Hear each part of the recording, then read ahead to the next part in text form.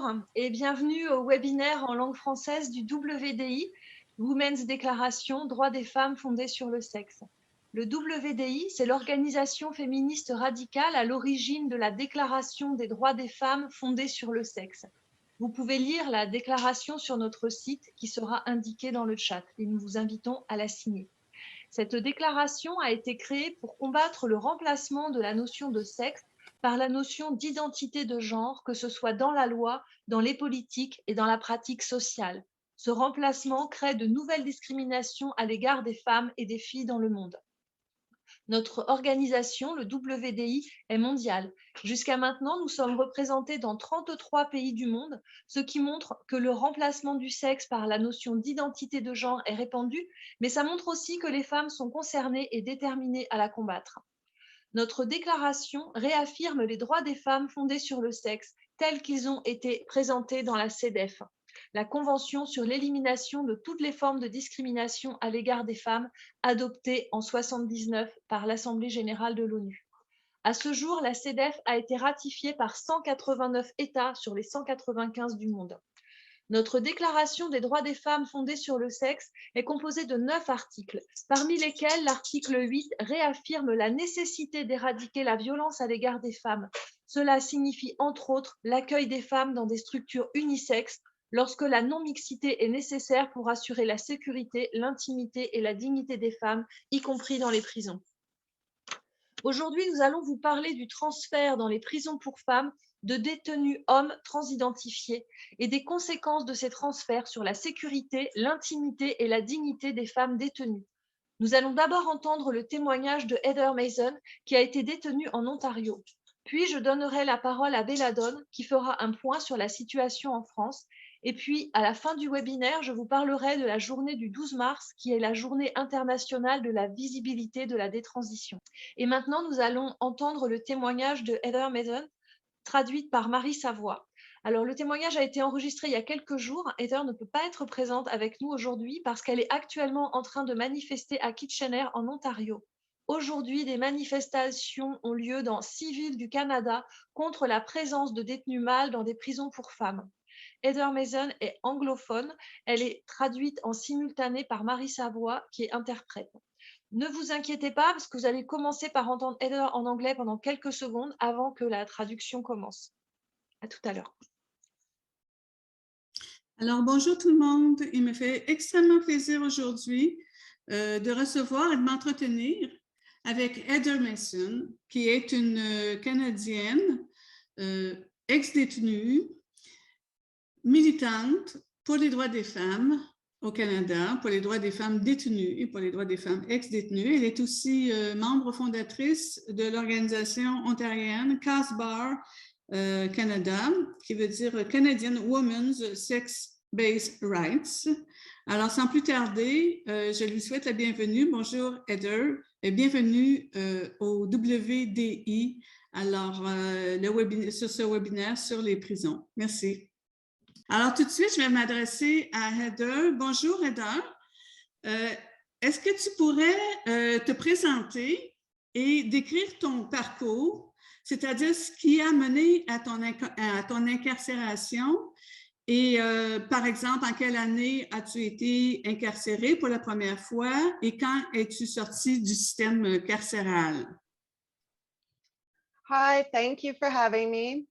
I first got in trouble with the law when I was in high school. I got an assault charge, but I ended up getting a peace bond. Mes premiers démêlés avec la justice remontent à mon secondaire. J'ai été accusée de voies de fait et écopée d'une ordonnance de ne pas troubler l'ordre public. Je n'ai pas eu d'autres problèmes avant l'âge de 26 ans. J'avais une dépendance aux drogues et j'ai été arrêtée pour la première fois en tant qu'adulte en avril 2014. J'ai été arrêtée de nouveau 3 semaines plus tard, puis libérée et arrêtée encore une fois après quelques mois. On m'arrêtait, je faisais 4 mois de prison, puis j'étais libérée et je recommençais à me droguer et je me faisais prendre. J'ai été arrêtée 5 fois en tout à l'âge adulte. La dernière fois, c'était le 6 mai 2017. En mai, ça fera 5 ans que je ne prends plus de drogue et que je n'ai pas eu d'autres problèmes avec la justice. Pour répondre à la deuxième partie de votre question, j'ai commencé à militer pour les droits des femmes détenues parce que j'ai moi-même été en prison et que j'y ai vu des choses horribles. À ma sortie de prison, on m'a placée dans une maison de transition à Toronto. On m'a alors demandé de participer à des panels pour parler aux jeunes de la consommation de drogue, de ce qu'on vit en prison, des fouilles à nu, par exemple. Et je suis devenue bénévole pour la société Elizabeth Fry qui m'a payé les frais pour aller à sa conférence nationale qui se tenait à Ottawa au mois d'avril 2019. C'est à cette occasion que l'association devait adopter sa politique d'inclusion des femmes transgenres, ce que j'appelle des hommes transidentifiés, sur le thème Les femmes trans sont des femmes. So trans women are women. And one of the women that was in Grand Valley. Pendant la conférence, une femme détenue a pris la parole pour raconter son expérience d'incarcération avec un homme transidentifié, un pédophile multirécidiviste, au pénitencier de Grand Valley. Elle a raconté comment cet homme l'avait manipulée et harcelée sexuellement, parfois en se tenant devant la porte de la salle de bain quand elle y était pour lui demander si elle avait ses règles. Cela a fini par affecter sa santé mentale en réactivant des traumatismes chez elle. Après avoir entendu son témoignage, une participante a déclaré qu'il y avait beaucoup de transphobie dans la salle. Une autre a ajouté qu'on n'avait pas besoin d'avoir un vagin pour être une femme. Bouleversée par cette absence de soutien, la femme a quitté la salle en larmes. Moi, je n'en revenais pas de voir que ces femmes qui étaient payées pour défendre les droits des femmes détenues nous tournaient le dos, qu'elles refusaient de nous écouter et qu'en plus, elles nous rabrouaient. Cette conférence a marqué un tournant dans ma vie. J'ai décidé de contester la politique de transfèrement du service correctionnel. J'avais hésité à le faire, sachant qu'en le faisant, je prenais des risques, d'autant plus que j'étais en liberté conditionnelle à ce moment-là et qu'on pouvait révoquer ma liberté à tout moment. Merci, Ada. Est-ce que tu pourrais nous informer un peu plus sur le système carcéral canadien, les prisons pour femmes, les prisons pour hommes et les niveaux de sécurité associés à chacune de ces prisons? Yes, so in Canada, we have two systems. So we have the provincial jails. Au Canada, il y a deux systèmes. Les prisons provinciales, où sont détenues les personnes condamnées à moins de 2 années d'emprisonnement. Plus de 65% des personnes qui y sont détenues sont là parce qu'elles n'ont pas demandé ou pas obtenu leur mise en liberté sous caution. Ce sont des établissements à sécurité maximale avec de petites cellules, des murs en ciment et très peu de fenêtres. Bref, ils ne sont vraiment pas attrayants. Il y a aussi les prisons fédérales ou pénitenciers où sont envoyées les personnes condamnées à des peines de 2 ans et plus. Ils ont 3 niveaux de sécurité, minimum, moyen et maximum. Il n'y a que 6 prisons pour femmes au Canada. Et en Ontario, c'est la prison de Grand Valley où j'ai été incarcérée comme toutes les femmes ontariennes. Pendant les 3 premiers mois de notre détention, on évalue notre niveau de risque. Généralement, on nous place d'abord au niveau de sécurité moyenne, puis nous sommes reclassés au niveau minimum. Cela a été mon cas. Les hommes en Ontario sont envoyés d'abord au centre de réception, qui est une prison à sécurité maximale pour être évalués pendant 3 mois. Ensuite, ils sont transférés à la prison où ils purgeront leur peine. Il y en a 8 pour les hommes en Ontario, donc un très grand choix. Pour les femmes, 5 de nos prisons ont les 3 niveaux de sécurité, minimum, moyen et maximum, mais le pavillon de ressourcement pour les femmes autochtones en Saskatchewan n'a pas de niveau de sécurité maximum. Pour les hommes, il y a des établissements de différents niveaux de sécurité, mais le niveau de sécurité minimum pour les hommes, ce sont des camps. Pour ce qui est de la sécurité maximum, il y a plusieurs sous-niveaux, comme Supermax par exemple, ce qui n'existe pas pour les femmes. Les niveaux de sécurité sont différents parce que les femmes ne posent pas un grand risque à la sécurité du public ou de la prison. Nous logeons dans de petites maisons qui ont un salon, 9 chambres, une salle de bain, une cuisine et une salle à manger. Nous avons aussi un jardin où nous pouvons cultiver nos légumes. Il y a beaucoup moins de mesures de sécurité. Les gardes ne sont pas armés et il n'y a qu'un seul mur de 8 pieds qui n'est pas muni de miradors ni de projecteurs, contrairement aux pénitenciers pour hommes. En 1934, le gouvernement du Canada a ouvert le premier établissement correctionnel fédéral pour femmes au pays. Avant cela, toutes les femmes canadiennes incarcérées étaient envoyées au pénitencier de Kingston, tout comme les hommes, mais dans un secteur différent de l'établissement. C'était un établissement à sécurité maximale et on a constaté que les femmes n'allaient pas bien dans un tel environnement. C'est pourquoi on a formé un groupe d'études sur la situation des femmes détenues, qui a rendu un rapport intitulé « La création de choix ». Dans ce rapport, il définissait de nouveaux principes et de nouvelles modalités pour les femmes en prison, constatant que leurs besoins étaient très différents de ceux des hommes. On a compris que les femmes étaient des personnes à part entière et qu'elles avaient besoin d'un environnement différent pour évoluer favorablement et pouvoir réintégrer la société. Par exemple, les détenues étaient souvent des mères et elles avaient besoin d'avoir leurs enfants avec elles. Dans les prisons fédérales pour femmes, il y a des programmes mère-enfant qui sont généralement situés dans les secteurs à sécurité minimum, là où les éléments de sécurité comme les clôtures et les murs sont moins nombreux et où les femmes ne sont pas enfermées. Il y a des terrains de jeu, des sentiers de randonnée aménagés et on prévoit des sorties éducatives pour les détenus et leurs enfants.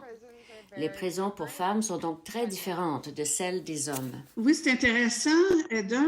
Alors, nous, on se demandait ici, depuis quand au Canada, les hommes transidentifiés, c'est-à-dire les hommes qui s'identifient comme étant des femmes, peuvent-ils demander des transferts dans des prisons pour femmes sans avoir recours à des opérations chirurgicales ou à des traitements hormonaux?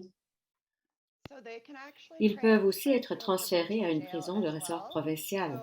L'Ontario a ajouté l'identité de genre dans sa Charte des droits en 2012 et modifié ses services correctionnels en conséquence en 2015. Dans la plupart des prisons ontariennes, les hommes détenus transidentifiés sont séparés des femmes, mais je n'ai pas été dans une prison de ressort provincial depuis 2017. Au niveau fédéral, on a commencé à placer des hommes transidentifiés dans les prisons pour femmes en 2017, suite à l'adoption du projet de loi C-16 qui ajoutait l'identité ou l'expression de genre à la Charte canadienne des droits de la personne.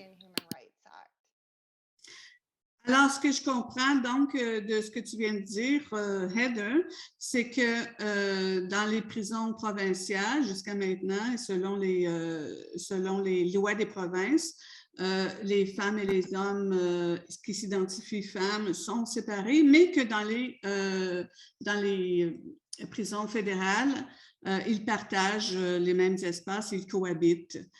Alors, ma prochaine question, ça va être de te demander, est-ce que ce sont tous les hommes qui s'identifient femmes et qui sont emprisonnés qui demandent des transferts dans les prisons pour femmes?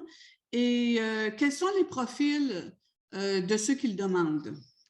Yes, so not all males who identify as women request to be transferred. Non, tous les hommes qui se disent transgenres ne demandent pas à être transférés à une prison pour femmes, car elles vivent sans problème, comme des femmes, dans les prisons pour hommes. Cela s'explique aussi par le fait qu'ils sont souvent homosexuels et donc qu'ils veulent vivre avec des hommes, pas des femmes. Parmi ceux qui ont demandé leur transfert à une prison pour femmes, quelques-uns seulement ont évoqué des questions de sécurité personnelle. La plupart ont dit vouloir vivre selon leur identité sexuelle. L'ancienne sous-commissaire des services correctionnels pour les femmes a noté dans le compte-rendu d'une réunion que 50% des demandes de transfert à des prisons pour femmes provenaient de délinquants sexuels. Or, on sait que 20% des hommes incarcérés ont été condamnés pour des délits sexuels contre seulement 2% chez les femmes. Les délinquants sexuels sont donc surreprésentés parmi les hommes qui demandent leur transfert à une prison pour femmes.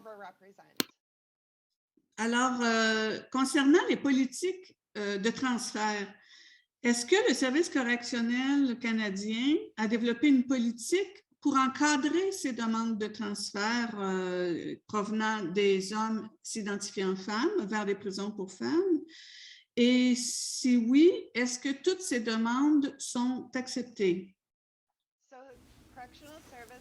Le Service correctionnel du Canada applique en ce moment une politique provisoire basée sur l'identité ou l'expression de genre. N'importe qui peut demander un transfert, peu importe qu'il ait été opéré, qu'il prenne des hormones, et sans égard au nom qui figure sur son acte de naissance, ni aux crimes pour lesquels il a été condamné. Il suffit de demander un transfert, puis la sous-commissaire pour les femmes l'accepte ou la rejette. On peut rejeter les demandes de transfèrement parce que la politique comporte une disposition d'exception fondée sur des considérations prépondérantes liées à la santé ou à la sécurité. On entend par là le niveau de sécurité de l'établissement, l'existence d'un programme mère-enfant ou les programmes offerts sur place. Mais il y a des organismes comme la Fondation Morgane Auger, l'Association du barreau du Canada ou le Fonds d'action et d'éducation juridique pour les femmes qui affirment que c'est de la discrimination fondée sur l'identité ou l'expression de genre et que le service correctionnel a trop de pouvoir. Ils réclament l'abolition pure et simple de la disposition d'exception de manière à ce que toutes les demandes de transfèrement soient acceptées sans exception et sans tenir compte de facteurs liés à la sécurité. C'est de la pure folie. Alors, concernant ces politiques du Service correctionnel du Canada, est-ce que les femmes détenues ou les femmes ex-détenues ont été consultées dans le développement de ces politiques-là? Pas que je rentrais et sortais de prison régulièrement. Et en fait, j'étais en prison quand on a adopté la politique de transfert. Aucune de nous n'était au courant. Nous l'avons appris en regardant les nouvelles à la télé en prison. Après avoir vu cela et après le dénombrement, nous sommes toutes sorties pour marcher ensemble et pour en parler entre nous. Alors, toi, Heather, tu as fait ta propre enquête informelle sur comment les femmes se sentent avec ces transferts ou qui partagent ou qui cohabitent dans les prisons fédérales avec des hommes qui s'identifient femmes. Alors, peux-tu nous parler de cette enquête informelle que tu as réalisée auprès de 60 femmes détenues ou ex-détenues et qui témoignaient de leur expérience de cohabitation en prison avec des hommes transidentifiés? L'été dernier, j'ai envoyé un questionnaire à des femmes partout au Canada. J'ai d'abord contacté des femmes qui avaient été en prison avec moi et je leur ai demandé de contacter leurs amis. Certaines femmes se sont manifestées après avoir entendu parler de mon sondage et je leur ai envoyé le questionnaire. J'ai aussi pu rejoindre des femmes qui étaient encore en prison, soit par l'entremise de membres de leur famille, soit en leur parlant directement au téléphone. Environ les 2/3 des femmes détenues ont dit qu'elles ne se sentaient pas en sécurité quand elles étaient logées avec des hommes. Beaucoup d'entre elles ont signalé des comportements indésirables. 4 femmes sur 10 avaient été harcelées sexuellement. Environ le tiers des femmes avaient été menacées ou agressées. Beaucoup ont dit que la présence d'hommes avait modifié la sécurité des installations et les avait amenés à modifier leur comportement et leurs habitudes. Cela avait aussi miné leur santé mentale. Les résultats du sondage ont montré que la présence d'hommes dans les prisons pour femmes avait eu beaucoup de répercussions sur les femmes détenues. J'avais laissé un espace sur le questionnaire pour que les femmes puissent ajouter leurs commentaires ou compléter leurs réponses à certaines questions. En fait, je voulais leur permettre de raconter ce qu'elles avaient vécu. Je reçois constamment des messages de femmes qui sont en dedans parce que mon nom est connu et elles savent qu'elles peuvent me parler de leur expérience. J'ai reçu beaucoup de témoignages et je les ai transmis à l'organisme Gender Dissent qui en a fait un montage infographique. J'espère que ces témoignages seront traduits en français pour qu'ils soient accessibles au plus grand nombre car ils sont très puissants. Alors, officieusement, dans le cadre de ton enquête, les femmes ont rapporté, ont signalé des faits et des agressions, mais est-ce que de façon officielle, des plaintes ont été portées, soit par rapport à des viols, des agressions sexuelles ou du harcèlement? So yes, there are police. Oui, il y a eu des rapports de police. Dans certains cas, des accusations ont été portées. Dans d'autres, la police est intervenue mais n'a pas porté d'accusation. Et enfin, dans d'autres cas, les incidents ont été réglés à l'interne. Un incident s'est même produit pendant que j'étais en prison. Quand une agression physique ou sexuelle se produit, on met l'agresseur en isolement préventif pour 3 jours. Quand il sort, il est placé dans ce qu'on appelle une unité à environnement structuré. C'est là que sont logées les femmes qui ont des problèmes de santé mentale ou un retard de développement. Autrement dit, on les met avec les femmes les plus vulnérables de la prison parce qu'il n'y a plus de surveillance dans ces unités. Pour donner des exemples, un pédophile du nom de Matthew Harks a agressé sexuellement une femme autochtone dans une toilette au pénitencier de Grand Valley. La police est intervenue, a enquêté, mais a décidé de ne pas porter d'accusation. La femme a été soignée à la clinique pour les victimes d'agressions sexuelles. Par la suite, Harks a été renvoyé d'une maison de transition pour cause de harcèlement sexuel et il a aussi harcelé sexuellement la femme dont j'ai parlé tout à l'heure. Il y a aussi Stephen Mellenbacher, condamné pour 16 vols de banque, qui après avoir passé une vingtaine d'années dans un pénitencier pour hommes, a commencé à s'identifier comme femme. Il a été placé dans 3 différentes prisons pour femmes et a manifesté le même comportement partout. Il a fini par être condamné pour harcèlement criminel et agression sexuelle. Puis il y a Byron Bushey, interné au pavillon de ressourcement pour les femmes autochtones. Il y a agressé sexuellement une détenue amérindienne et elle a dû avoir un avortement. Il a alors été transféré à la prison pour femmes d'Edmonton où il continue à sévir. Il y a une femme en liberté conditionnelle dans une maison de transition en Colombie-Britannique qui est enceinte et même si ce n'est pas par suite d'une agression sexuelle, la relation étant consentie, il reste que le rapport de force est très inégal. Elle est sur le point d'accoucher. Il y a aussi une rumeur que je n'ai pas encore pu faire confirmer, car j'aime bien confirmer mes informations auprès de différentes sources.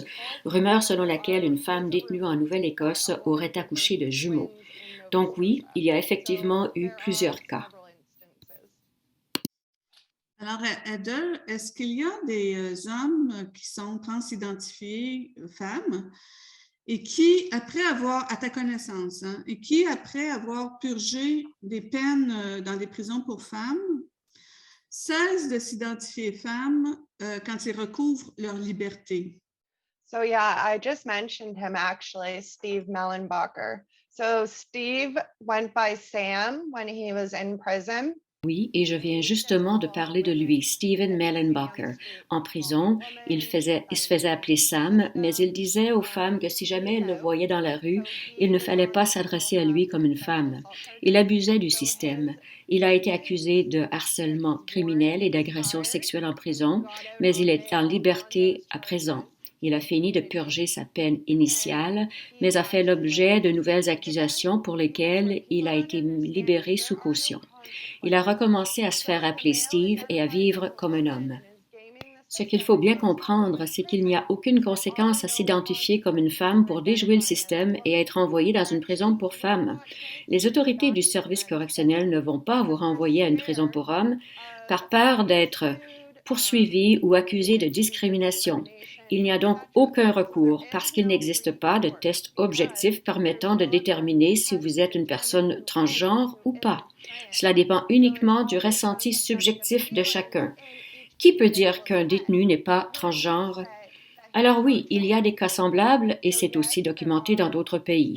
Ce n'est pas surprenant et il y en aura d'autres, puisque les tricheurs n'encourent absolument aucune conséquence.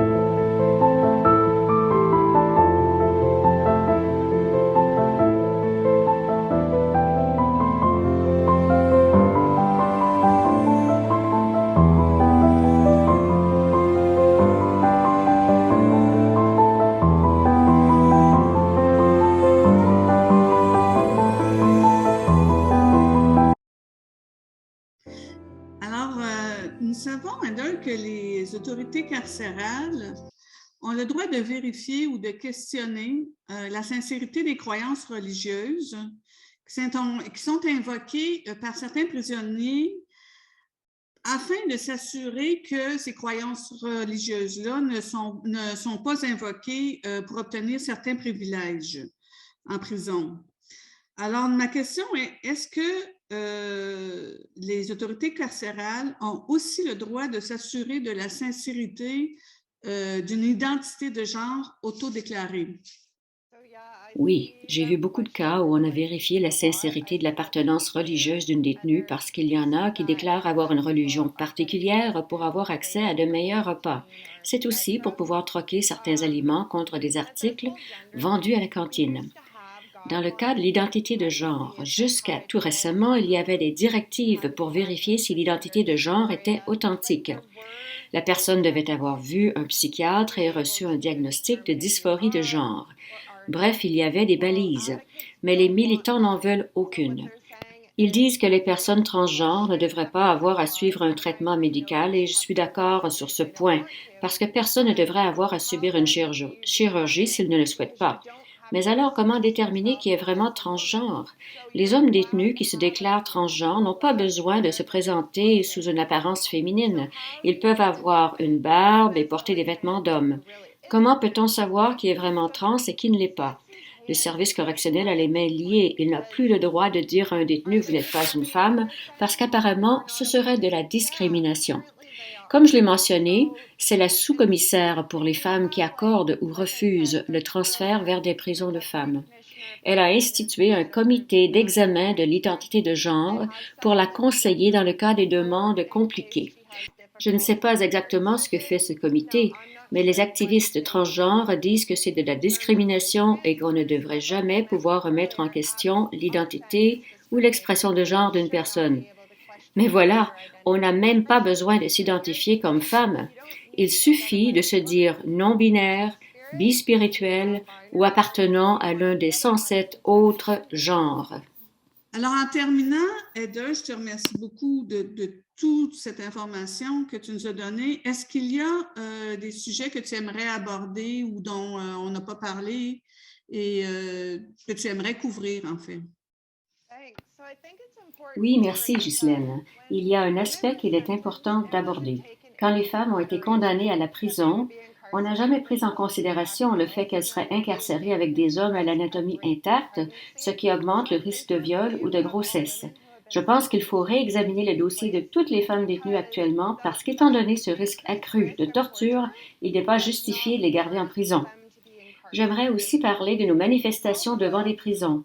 Au cours de la dernière année, nous avons tenu 11 manifestations devant les prisons au Canada pour sensibiliser la population au transfert d'hommes dans les prisons pour femmes. Il y en aura une autre au mois de mars. Vous pouvez contacter WDI Québec pour savoir s'il y en est dans votre province. Il y aura des manifestations partout au Canada et vous pouvez vous renseigner sur celle qui aura lieu dans votre ville ou dans votre province. En plus de sensibiliser la population aux effets de ces transferts, nous voulons aussi faire savoir que certains organismes réclament la suppression de toute condition au transfert d'hommes qui se déclarent transgenres dans les prisons pour femmes. Or, cela compromettrait encore davantage la sécurité des femmes incarcérées. Alors, je te remercie infiniment, Heather, pour le temps que tu nous as accordé. Et je te remercie aussi pour les femmes canadiennes et au nom des femmes détenues et des femmes qui défendent leurs droits basés sur le sexe, de faire ce travail-là volontaire, ce travail-là bénévole et d'aider les femmes détenues. Tu es probablement leur seule porte-parole et leur seule voix pour le moment. Alors, nous sommes infiniment heureuses de t'avoir aujourd'hui, de t'avoir entendu et nous te remercions de ta présence, simplement. Alors, je rappelle à tout le monde que Heather Mason est une fondatrice de l'association ontarienne Canadian Women Sex-Based Rights, mieux connue aussi sous le nom de CASBAR Ontario. You want to add something, Heather? Merci de m'avoir invité. J'ai bien aimé notre entretien et j'espère que tout le monde a apprécié notre conversation. Thank you. Merci beaucoup. Merci beaucoup à Heather, merci à Marie qui l'a traduite et merci à Ghislaine qui l'a interrogée. Je vais maintenant donner la parole à Belladone du WDI France qui habite en région parisienne et a été enseignante. Belladone. Bonjour, je suis ravie de pouvoir prendre la parole dans ce webinaire. Ça fait à peu près 2 ans que je me préoccupe beaucoup des questions de transidentité et de la façon dont ça atteint les droits des femmes. Et je remercie Ghislaine de passer les slides pendant que je parle. Donc, je vais essayer de parler un peu de ce qu'est la détention et la transidentité en France.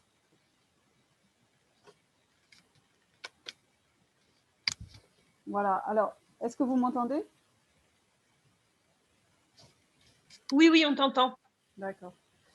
Donc, je me suis fiée pour travailler sur ce sujet à ce que dit le contrôleur général des lieux de privation de liberté en France. Et ces lieux de privation de liberté, en fait, ce sont essentiellement les prisons, mais il y a aussi les hôpitaux psychiatriques lors des détentions sous contrainte et les lieux de rétention d'étrangers avant l'exécution des mesures d'éloignement du territoire. Donc, tous les lieux de privation de liberté sont inspectés par ce contrôleur général et ce contrôleur général fait des rapports. Et dans le rapport de 2021, j'ai trouvé ces phrases un petit peu contradictoires. Dans un premier temps, le parcours des personnes transgenres a fait l'objet de nombreuses études scientifiques et institutionnelles démontrant qu'en raison des discriminations dont elles font l'objet, etc., etc. Et puis, un peu plus tard, dans le même rapport, donc deuxième slide, vous avez une drôle d'affirmation qui semble contredire la première. En France, il n'existe cependant aucune donnée publique concernant le nombre de personnes transgenres enfermées sur décision administrative, etc., etc. Donc, on fait beaucoup d'études pour, donc dans la dernière phrase de cette slide, vous voyez, les pouvoirs publics sont donc dépourvus de données objectives leur permettant d'apprécier efficacement les mesures à mettre en place pour protéger les personnes transgenres. Donc, on se demande à quoi servent toutes ces études si on ne sait pas du tout comment apprécier efficacement les mesures, etc. Donc, il y a une espèce de contradiction entre la place que prennent les discours sur les personnes transgenres et la place qu'elles prennent en vérité dans les prisons. Puisque de quoi parlons-nous effectivement dans les prisons françaises? On a à peu près 60 personnes transgenres actuellement qui sont dans des prisons en France. Alors, pourquoi les personnes transgenres arrivent en prison? Donc, on va passer à la troisième slide. Il y a un lien évident entre la prostitution et la transidentité et le fait d'atterrir en prison.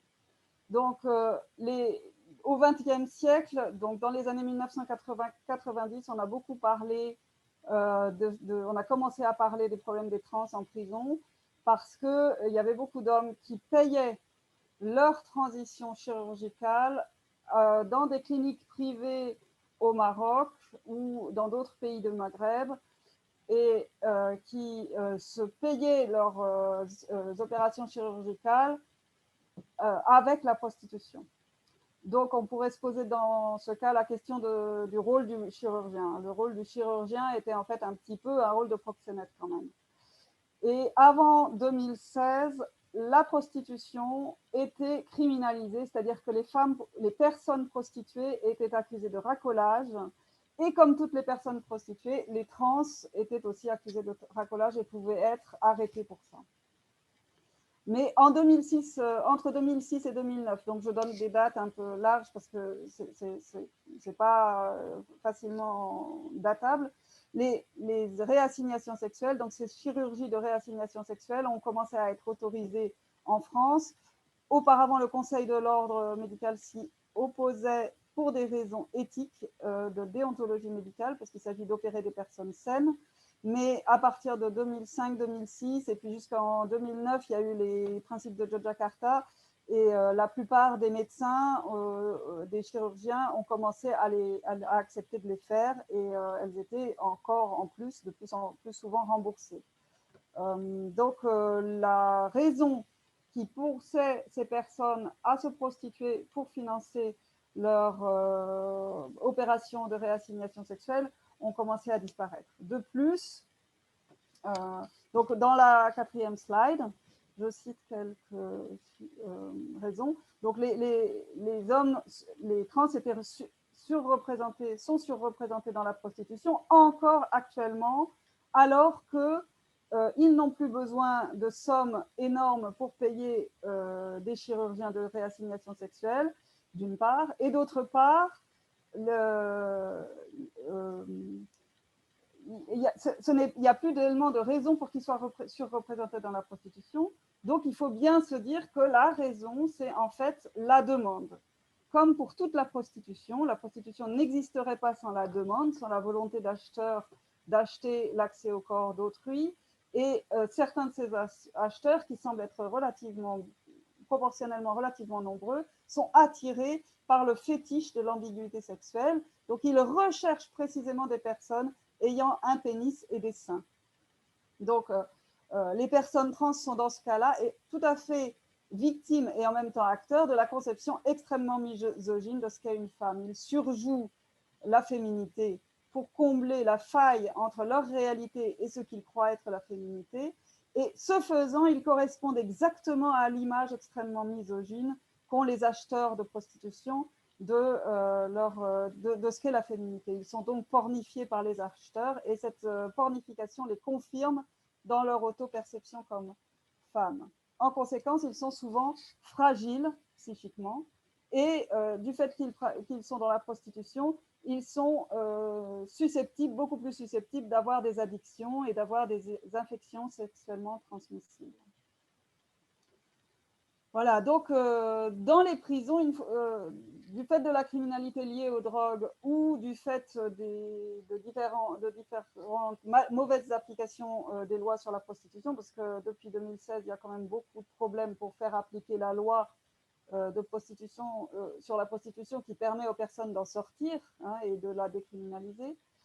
Ils atterrissent quand même beaucoup en prison et donc l'un des problèmes qu'ils posent, c'est l'attitude, en fait l'essentiel des problèmes qu'ils posent sont liés à l'attitude des autres détenus.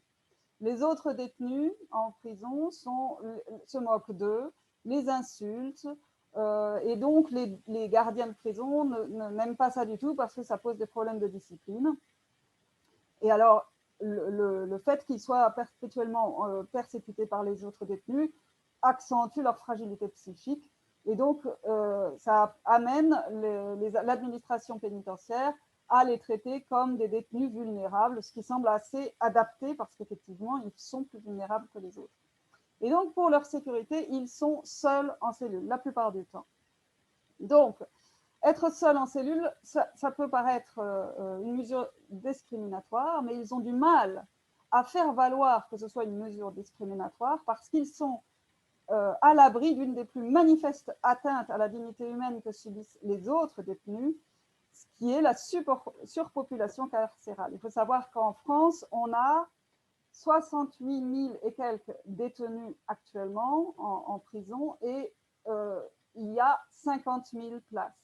C'est-à-dire qu'il y a un surplus de détenus en prison qu'il est très difficile à l'administration carcérale auquel il est très difficile pour l'administration carcérale de faire face. Et donc, ce surnombre de détenus entraîne des atteintes massives à la dignité humaine, puisque des détenus passent plusieurs mois ou plusieurs années de détention sur des matelas posés par terre dans des cellules qui sont prévues pour 2 détenus, où ils sont 3 et même quelquefois 4. Donc, cette surpopulation carcérale qui entraîne les plus manifestes atteintes aux droits humains, eh bien, ils en sont protégés de fait, puisqu'ils sont en général dans les secteurs pour détenus vulnérables où ils sont seuls dans leur cellule. Alors, le problème pour les trans qui se trouvent en prison, donc avec d'autres hommes, c'est qu'ils trouvent chez leurs codétenus exactement les mêmes comportements de prédateurs qu'ils peuvent avoir connus dans la prostitution et qui leur ont servi de stratégie d'autoconfirmation et en même temps qui les ont victimisés, les ont portés à être souvent plusieurs fois victimes d'agressions sexuelles ou de viols. Cette mentalité de prédateur sexuel peut être aussi retrouvée malheureusement chez les gardiens de prison qui voient en eux des femmes ou des personnes pornifiées selon la conception très répandue de ce qu'est une femme que les gardiens de prison peuvent éventuellement partager. Alors, donc on peut passer à la slide suivante. Jusqu'à maintenant, les prisons pour femmes, être emprisonné dans des prisons pour femmes est resté une revendication des personnes transidentifiées qui est restée lettre morte. C'est-à-dire que à chaque fois que ça a été discuté, les autorités pénitentiaires en France ont dit ça n'est envisageable que pour les trans qui sont opérés. Donc, jusqu'en 2009, c'était une règle écrite, c'est-à-dire que la règle voulait que les trans opérés, ne possédant plus leurs organes génitaux, étaient incarcérés dans des prisons pour femmes, alors que les trans non opérés devaient être incarcérés dans les prisons pour hommes. Mais actuellement, depuis 2009, l'administration doit appliquer les principes de Yogyakarta, théoriquement. C'est-à-dire qu'elle doit s'en tenir à ce que la personne déclare. Et il n'est plus acceptable d'examiner les organes génitaux avant d'incarcérer la personne dans le département qui conviendrait à son sexe. Jusqu'à maintenant, l'autodétermination n'a pas amené à ce que des hommes soient incarcérés dans des prisons pour femmes. Sans doute, une des raisons, c'est qu'il y a assez peu de prisons pour femmes sur le territoire français métropolitain et que donc ça entraînerait qu'ils soient incarcérés relativement loin de leur domicile et de là où habite leur famille. Et ça, c'est une des mesures auxquelles les associations de défense des droits humains et de la citoyenneté qui défendent les personnes détenues tiennent énormément à cette revendication-là, d'être incarcéré près de chez soi, près de son domicile pour ne pas couper les liens avec la famille. Et donc, ce serait assez contradictoire de vouloir envoyer un détenu sous prétexte qu'il veut être absolument dans une prison pour femmes à l'autre bout du territoire.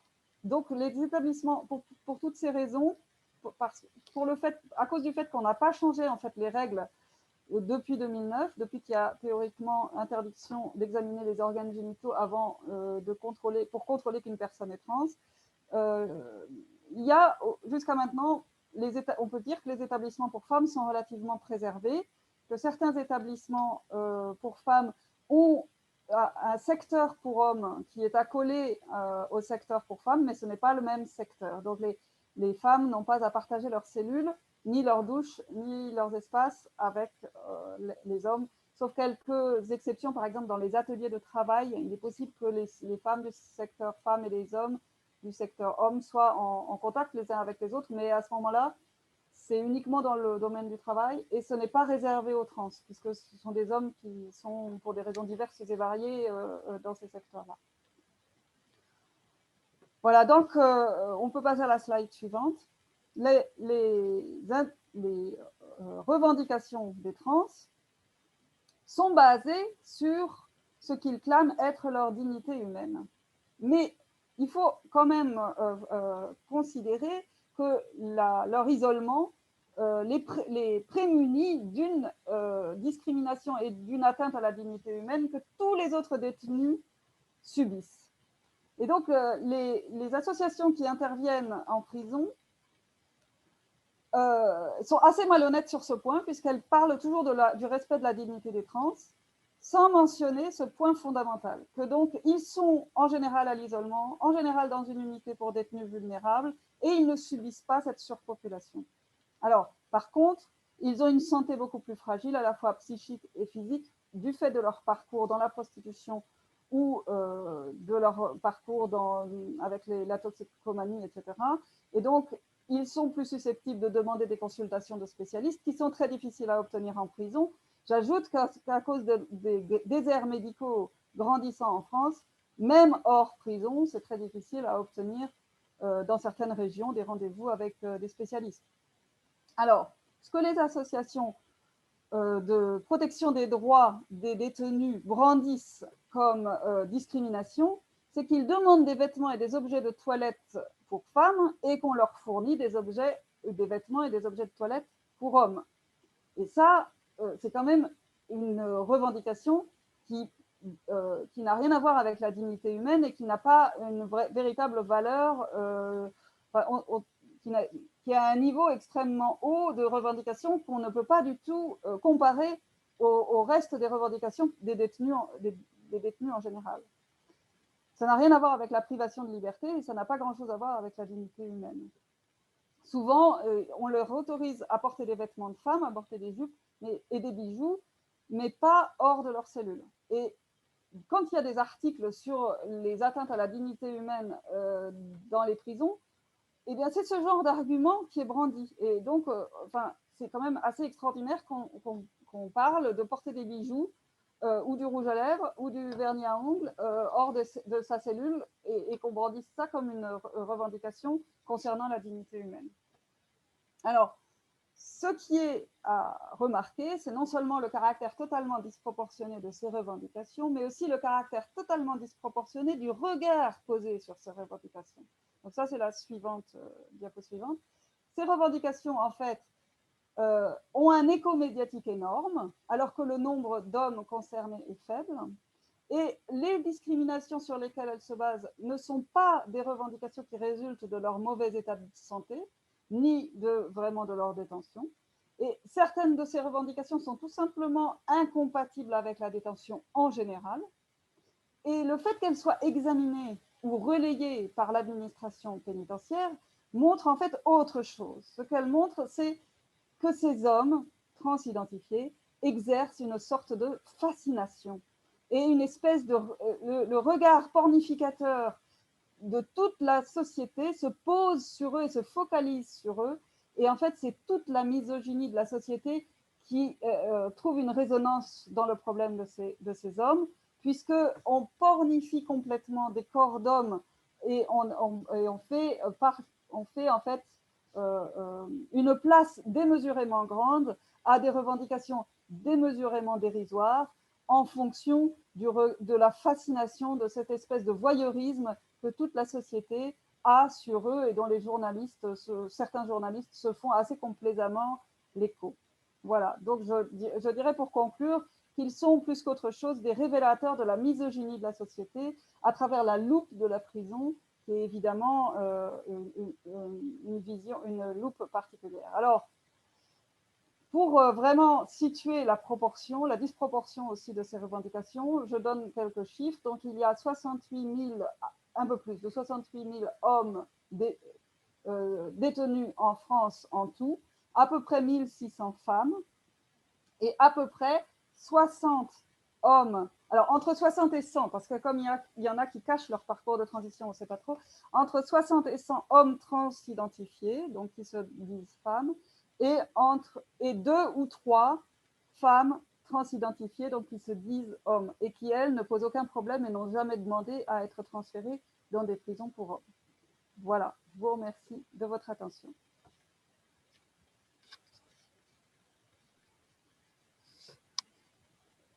Merci Belladone.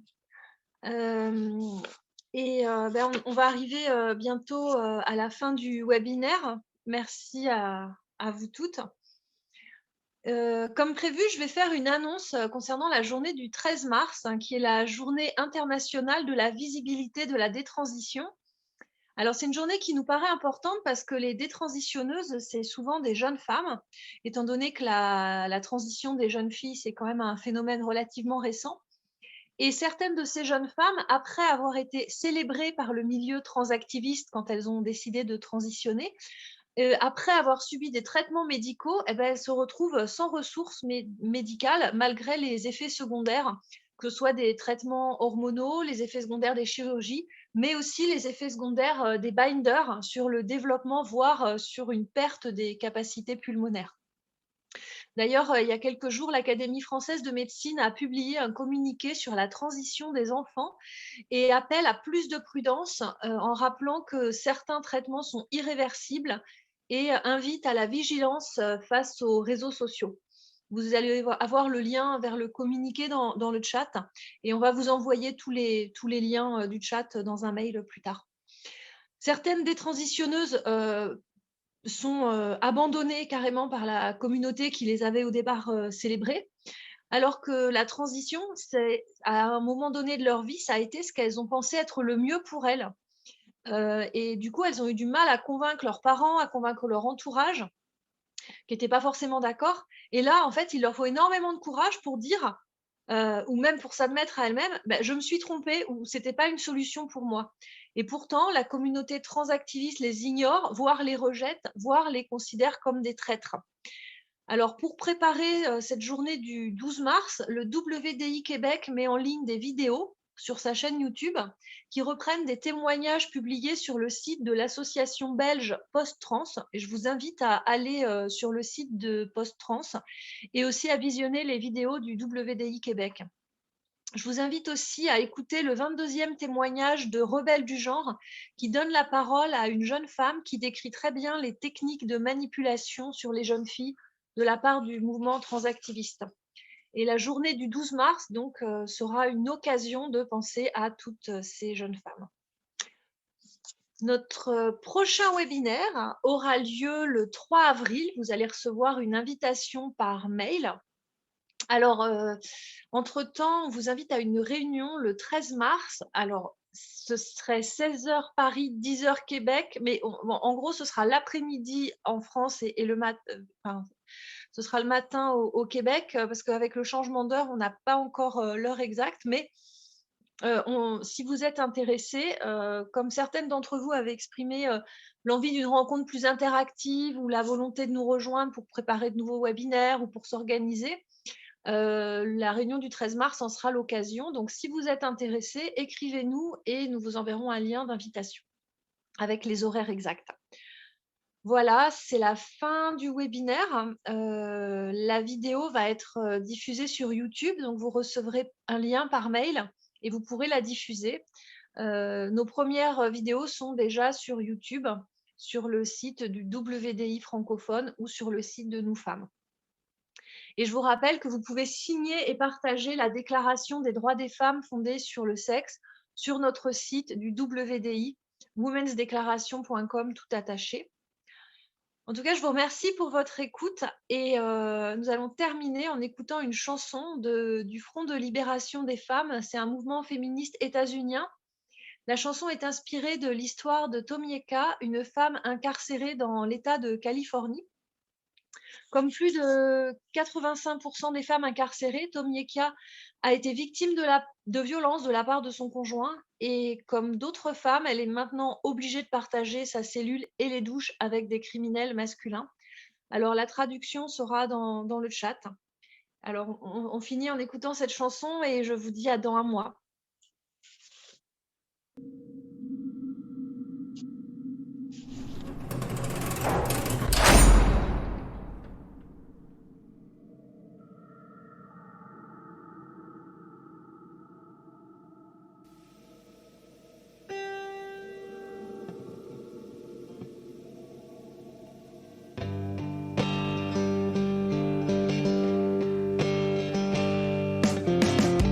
See how long she can last, the guard said. I'll bet you $10 it won't be a week. Then they threw a man in my cell. It's been man after man who's put me through hell. Still I live. Yes, I live. Still I Yes, I live for my daughter.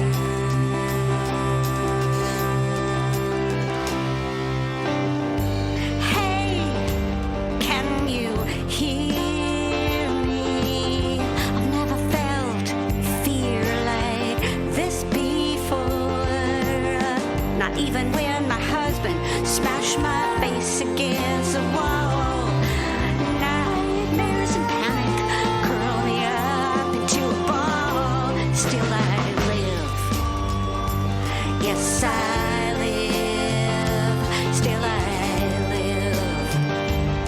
Yes, I live for my daughter.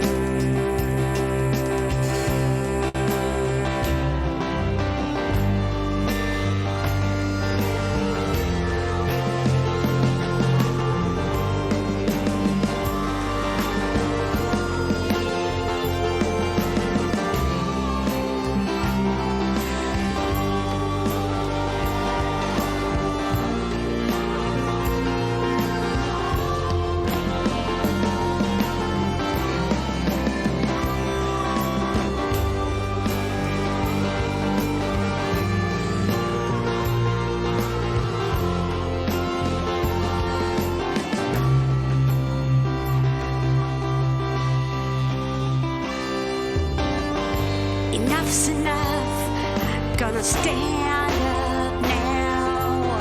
And I demand you get your knee off my neck. I have a name, I am not just a number. I see my sisters joining together and we live. Yes, we live. And we live. Yes, we live. And we live. Yes, we live. And we live. Yes, we live. And we live. Yes, we live. And we live. Yes, we live. And we live. Yes, we live. And we live. Yes, we live. And we live. Yes, we live. And we live. Yes, we live. And we live. Yes, we live for